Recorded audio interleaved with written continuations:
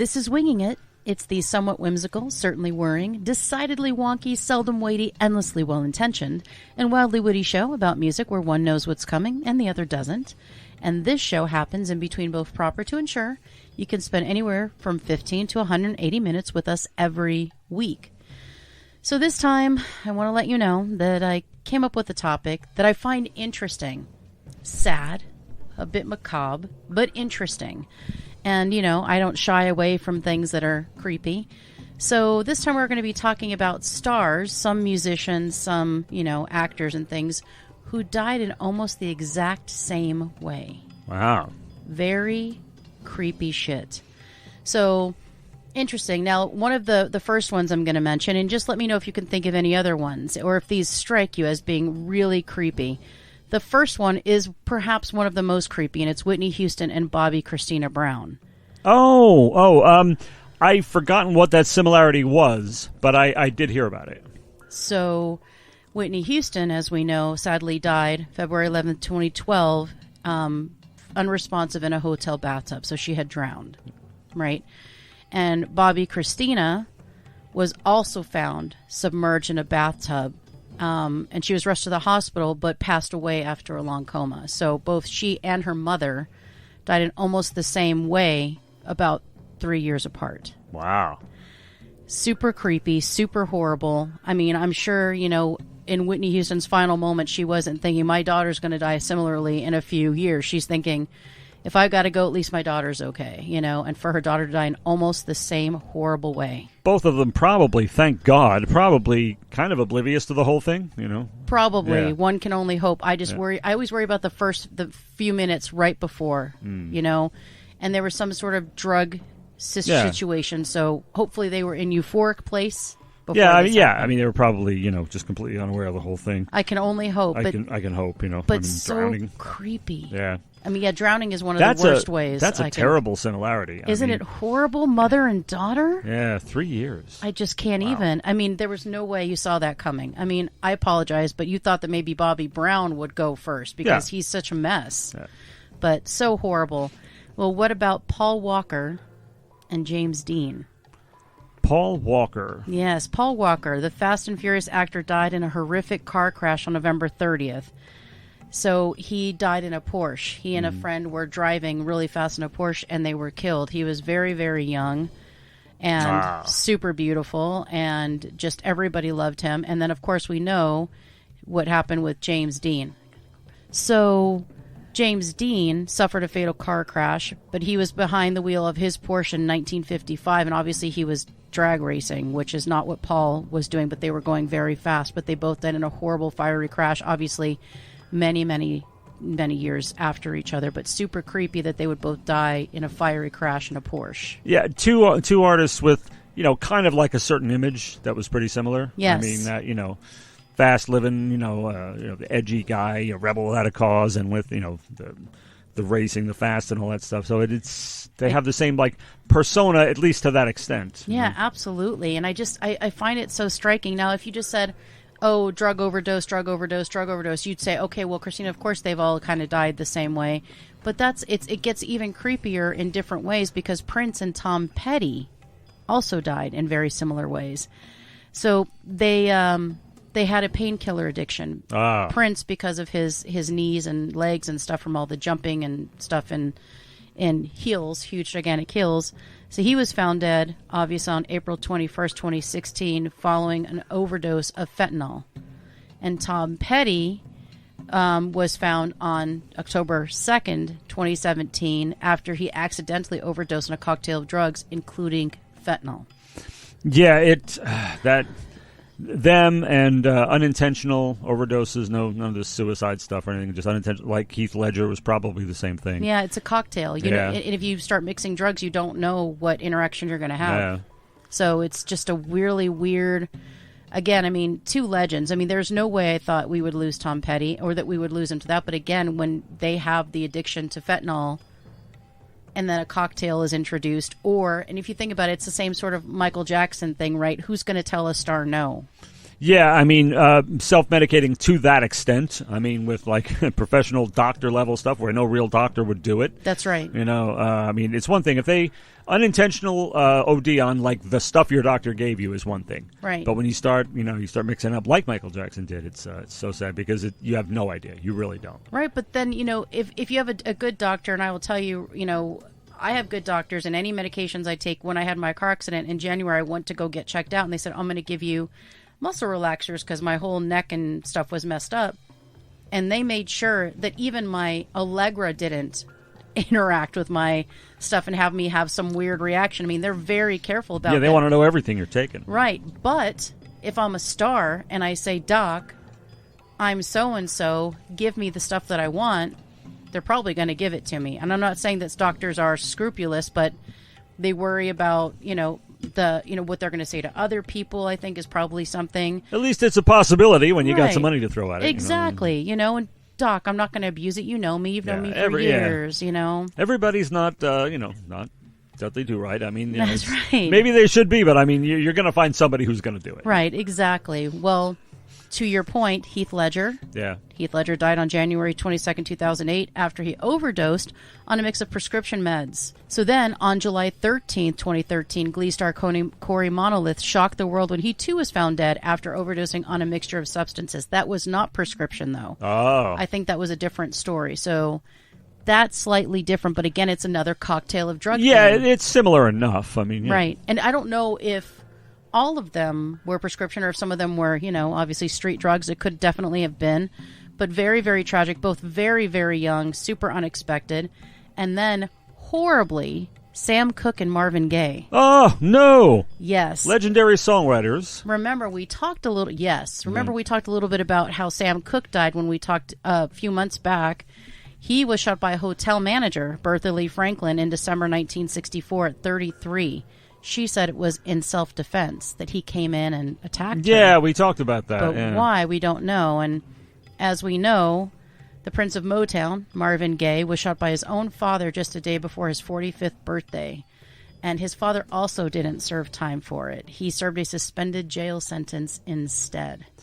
I'm assuming there was some mitigating factor, like they thought Marvin Gaye was going to do something to him. Or maybe. Yeah. Or maybe he said, allegedly, I think he was going to kill me. I think he was going to hurt me. He threatened me. Who knows? To not do any time, you would have to really sell that one. It would have to be, pretty true. Absolutely. I mean, sometimes you got to shoot somebody, even your own kid, but it's the worst possible thing. God, I hope you don't have to ever shoot your own kid. I mean, can't really, even imagine. John Lennon and Gianni Versace. As we know, unfortunately, John Lennon was killed in front of the Dakota December 8th, 1981. But Gianni Versace also, or Versace, however you say, he was also shot at close range on July 15th, 1997 in front of his house. Oh, wow. Gunned down in front of your own home. Usually it doesn't happen there, obviously. Just brutal. And again, Well, not for celebrities. No, well, hopefully for nobody, but it does. It happens, but especially for celebrities. But I think that one remains unsolved, if I remember correctly, although obviously we have the killer of John Lennon. Little good that does us, though, because he's gone. But very creepy how they're very similar, all these big star deaths. And some of them clearly could have been avoided or didn't have to happen.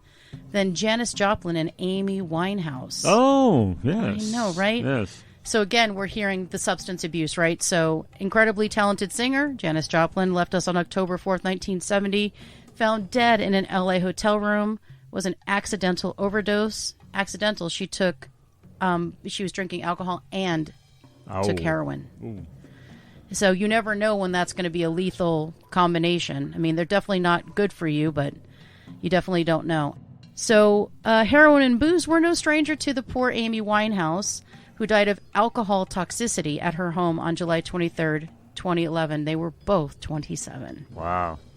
So very creepy, I find, anyway. Yeah. And then John Belushi and Chris Farley. They both came from SNL, if I'm not mistaken. Yep. Yeah. I skipped out for that whole era for the last 30 years. Oh, very good, yeah. But as far as their deaths being similar, I believe it was drugs again. Yeah, this time John Belushi, he overdosed on March 5th, 1982 after he injected a speedball, which is heroin and cocaine. And then Chris Farley, He died after injecting a speedball, December 18th, 1997. So we lost them in almost exactly the same way, just years apart. Two brilliant comedians, again, gone because of drugs. And, when we think about it, I think it's an important thing to say that, these people, yes, they have a disease, but a lot of people do these drugs when they're in these roles to keep going, to keep their stamina up, to stay awake, to do a whole bunch of things, to be funny. Sometimes a lot of people, and I know everyone says this because of the Robin Williams thing, but a lot of comedians are desperately sad people, are very, very depressed people. So we need to also, kind of check in on our friends and check on each other. If they're doing drugs, we still need to reach out to them and love them and hopefully help them through it, because they're not just doing it usually for fun. They're doing it because they're under a lot of pressure. There's they have to keep up what they're doing. They have to keep that. And so I think that's why we lose a lot of them to drugs. And I think it's the same for musicians. It's very sad. The pressure is immeasurable. So Brittany Murphy and Corey Haim. Now, they were both child stars, but they both, everybody knew that they struggled with addiction. And she was found dead in her bathroom on December 20th, 2009, due to severe pneumonia, anemia, plus prescription and over-the-counter drugs as contributing factors. Oh. That's pretty ugly. She was really, really young. And then Corey Haim, he was a child star of Lost Boys. Yeah. He died under similar circumstances from pneumonia and other heart-related problems on March 10th, 2010. So brutal. And they both died horribly similar situations, which I think is super creepy. And they're both child stars. And again, that pressure, they succumb to the pressure, all that kind of stuff. And I also wonder if part of it isn't also to stay thin, to, what I mean? Mm-hmm. To curb appetites, all those kinds of things that they have to worry about because they expect stars to be forever young. Yeah. And it isn't all necessary, but they have so many things to do. It is life in the fast lane. It is. When you're older, the wisdom would be to do anything but that. Yeah. But to deal with that in a way seems perfectly natural when you're that young. Yeah. Well, and I wonder, too, how much people are saying, hey, just try this. It'll totally keep you awake. Try this. It's no big deal. If only they would just conform to state and local ordinances like us. That's true. Exactly. Yeah. All I do is I have like a 64-ouncer of soda over there and coffee. Well, we're in total compliance. Total compliance. Yeah. Absolutely. Then Anthony Bourdain and Kate Spade. I don't know who they are. Anthony Bourdain, the 61-year-old chef. Him. Yeah, okay. He took his life in a hotel room in France on June 8th, 2018. He had a history of battling addiction and depression. Wow. As did Kate Spade. She was found dead in her Manhattan flat. She, too, battled depression and took her life. And she did it just 3 days before Bourdain, on June 5th, 2018. Wow. And just brutal. Again, it's hard for us when we look at it and go, they're at the top of the world. They're millionaires. They're traveling the world. With all of that, there's a big price you pay. Of course, it's not just easy. Yeah. So I think, we forget how difficult it is. And then Michael Hutchins and David Carradine. Yes. This is the worst. Absolutely. It's just, obviously, the iconic frontman of INXS was found dead in a hotel room in Sydney on November 22nd, 1997. A cocktail of drugs and alcohol was found in his system, which led the coroner to believe that he had taken his own life. However, his girlfriend believed that he accidentally passed away from autoerotic asphyxia. Right. And then the same thing with David Carradine. June 3rd, 2009, he was also found in a hotel room, and he died of an asphyxiation after a sex act gone wrong. Folks, look, I get it's nice to get off. I understand. However, that can you seems just be traditional about that's it? That's a little high risk. I think. It's especially if there's nobody there. Right. For heaven's sake. If you're risking death, that's a little too much auto in your autoerotica. I agree. I'm just saying. I just maybe just look at. I'd say, look into some other devices. Maybe just not cutting off your air supply to any degree. It's just a word to the wise. It was. I remember when the second one happened. Whoever it was, I was like, oh no, it must have been. I think it was Carradine. It was right? Carradine, yeah. And I mean, both of these guys are so great. Hutchins was fabulous. Come on. And David Carradine was so good. Honestly, there was one critic that said when he did the Kill Bills, yes. Kill Bill 2. Actually, he's only in the second Brilliant. one. I remember he was being told, "You're not in the first one." It's like it's named after me, but I'm not in it. Yes. But one critic said that this guy is so good. I mean, he really, getting the right roles, he would have been another Harrison Ford. I mean, absolutely. He's fantastic. He has incredible charisma on screen and power. I mean, he's wonderful in this. But it is. I remember when he died, it was so shocking. And Hutchins, two so real awful. legends. And again, in similar situations, and again, we have to look at the pressure, and we have to look at what they're up against. You know what's so great about being us, though, honestly, is we don't have that. I mean, yes, it's good to have the crowds, it's good to have the money, it's good to have the backing, it's good to have the exposure.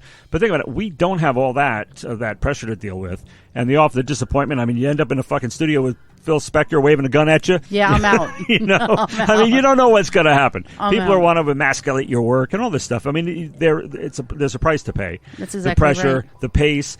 But through the wonder of the interwebs, we, indie artists, are able to at least experience a semblance of that. It's true. So we kind of have it made in a way. Yeah. But, I mean, I'm not saying I'd say no to all of that. Maybe when I was a younger man. I don't know. But I get trying to really, really make it. But, we were really blessed in that way. Absolutely. And I think, it's interesting that you bring that up. And if I can just digress for a second, we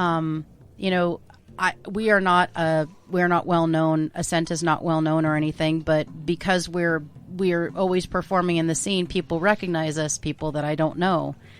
And there's something really cool about that and really scary about that, because you can't go anywhere. I mean, if I go to any bar that I've ever performed at, they're like, "Oh my God, are you playing tonight?" I'm like, "How do you even?" Wow. How do you even know that? Or, hey, Ascent's in the house. I'm like, oh my God, that's so cool.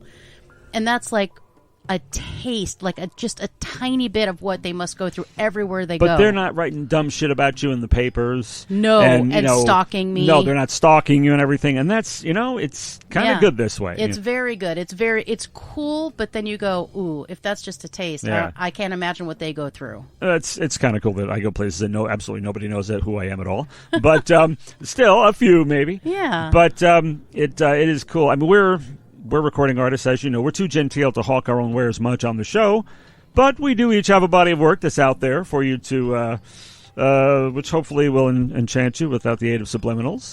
Hopefully. Yeah, no OTC other than if you need an occasional Advil, I'm cool. I flat out use subliminals right after a line where we don't use subliminals in one of my songs. And you can stream them on any platform. And, we'd prefer you buy the CDs. You could always do that. Yeah, we have actual CDs, which is, I know it's kind of a dinosaur thing. But, physical media is still cool to have. Even if you can't play it, it's still cool to have. And, all of us that are indie artists anyway, we do count on your merch, our merch sales to help us continue to tour and everything. That's right. If you don't have a CD player, you really should look into becoming a real person and obtaining one. Yeah. And you can stream us on any platform, really, ASNT, Ascent, or Professor B Soup. But we'd prefer you buy the CDs. But if you're willing to settle for sucky sound, you can stream us. Oh my God! Kidding. Well, finally, that's a little digression, but finally, just a couple more. Red Fox and Tommy Cooper. No way. Not only were they both comedians, but they also died in a similar fashion. Fox died on October 11, 1991, of a heart attack while rehearsing a performance on set. And the British comedian Tommy Cooper had a heart attack on April 15, 1984, during a performance at Her Majesty's Theatre in London. Wow. So very, very similar deaths as well. And finally, the last two, Dorothy Stratton and Phil Hartman. The Playboy Playmate was shot by her husband, Paul Snyder, who then killed himself. Yeah, Star 80. Yeah. And died on August 14th, 1980. And then Phil Hartman, as we know, was famously killed by his wife. I forgot about that. I knew Phil Hartman died not that long ago. Yeah. I forgot it was his wife who did it. That happens sometimes. I mean, you think about, you got Felix Pappalardi, killed by his wife. Kurt Cobain, just kidding. Oh, my God. Just kidding. But you know what's really macabre about that is Red Fox on Sanford and Son. What was he always doing? He's always trying to get sympathy and get people off his back by walking around with his hand to his chest. Elizabeth, Elizabeth, I'm coming. He would fake the heart attack. That was one of his favorite bits on the show. That he dies like that is awful. And Belushi, this is a little creepy too. That there was a sketch back in the original, Not Ready for Primetime Players, when SNL started, of him walking through the Not Ready for Primetime graveyard. Oh, wow. And he was the last, according to the sketch, he was made up to look old. He was the last survivor of the original Not Ready for Primetime Players, talking about why, what happened to each of them and why he survived, because he's a dancer, he says. But he was actually the first one to go. That was pretty sad. Yeah. Wow, that is really sad. Well, I think it's important to talk about some of these weird similarities because I think a lot of them are there's a cause behind them. And I don't think the cause is always depression or always addiction. I think it's pressure. I think it's a need to continue to do what you're doing or look a certain way or perform a certain way with a certain level of regularity. And I think that does push people to the edge. And I always say if you're getting close to that edge and you're starting to kind of dip your toe in fame and it starts to feel not right, it's better to pull back than to go forward and potentially lose your life. A number of people have done that. Yeah. They got in, it got too fast, it was too intense, and they just backed out. Yeah. And it's good because they may have saved their lives. Yep. So on that slightly down note, but very interesting, I think it's very interesting to see how many people we have lost in very similar ways that you may not have known. So I found it very interesting. That only leaves for you to say, let's fly this coop.